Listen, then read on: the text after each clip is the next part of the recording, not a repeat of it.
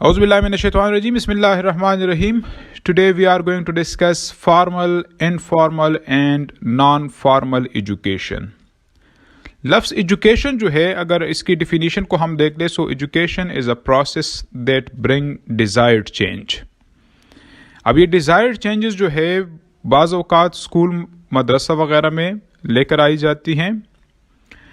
बाज़ औक़ात हम सोसाइटी से कुछ ना कुछ चीज़ें सीख लेते हैं, और बाज़ औक़ात आप लोगों ने कोई वर्कशॉप्स वगैरह अटेंड करते हैं, या मीटिंग या सेमिनार्स वगैरह अटेंड करते हैं, या डिस्टेंस लर्निंग वगैरह होती है. सो इन तरीक़ों से हम चीज़ें सीखते हैं.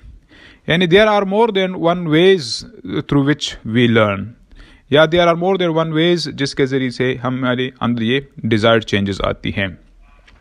अगर ये चेंजेस जो है एक फॉर्मल सेटिंग के अंदर हो, फॉर्मल सेटिंग से मुराद ये है कि स्कूल के अंदर हो, कॉलेज के अंदर हो, यूनिवर्सिटीज़ के अंदर हो, तो उसके लिए अगर आप जहन पे जोर दें तो एक तैयार कोर्स होता है, यानी करिकुलम होता है, सिलेबस, टेक्स्ट बुक्स होते हैं, प्रॉपर असेसमेंट होती है, रेगुलर क्लासेस लगती है, टीचर आते हैं, प्रोफेसर साहब आते हैं, वो प्रॉपर क्लासेस लेते हैं, और पढ़ाने के बाद फिर एक असेसमेंट भी होती है, और फिर एक फाइनल एग्ज़ाम भी होता है.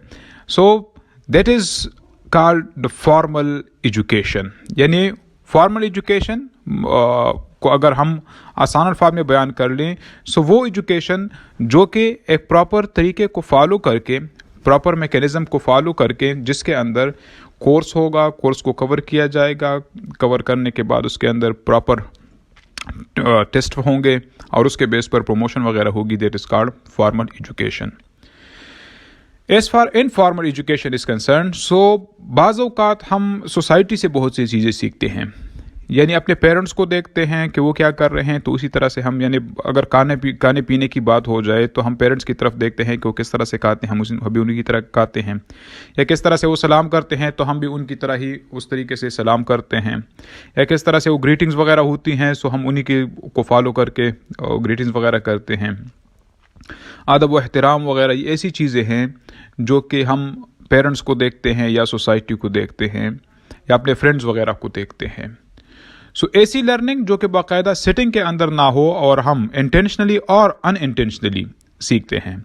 दो अल्फाज मैंने इस्तेमाल कर लिए, इंटेंशनली और अनइंटेंशनली. अगर पेरेंट्स आपको बता रहे हैं कि बेटा इस तरह से नहीं करना, इस तरह से करना है, तो ये इंटेंशनल लर्निंग हो गई. अनइंटेंशनली आप किसी बंदे को देख रहे हो कि वो गलत काम कर रहा है, आप उनकी तरह करने से बात ने आपको रोक लेते हो, दैट इज़ अनइंटेंशनली. कि नहीं, अगर उसका मतलब जो है उस बंदे का आपको कोई चीज़ सिखाना नहीं था, लेकिन आपने वहीं से बात सीख ली कि इस तरह से नहीं करना चाहिए. सो जो हम सोसाइटी से सीखते हैं, हम पेरेंट्स से सीखते हैं, हम डे टू डे लाइफ से सीखते हैं, that is called informal learning.